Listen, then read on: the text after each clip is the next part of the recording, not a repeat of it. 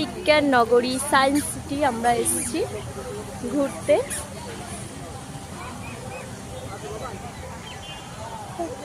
এই যে আমরা চলে এসেছি সায়েন্স সিটি। ওই যে দুষ্টুমি শুরু,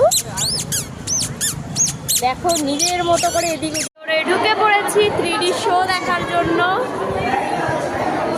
সোনার পাপা আগে আগে দৌড়াচ্ছে।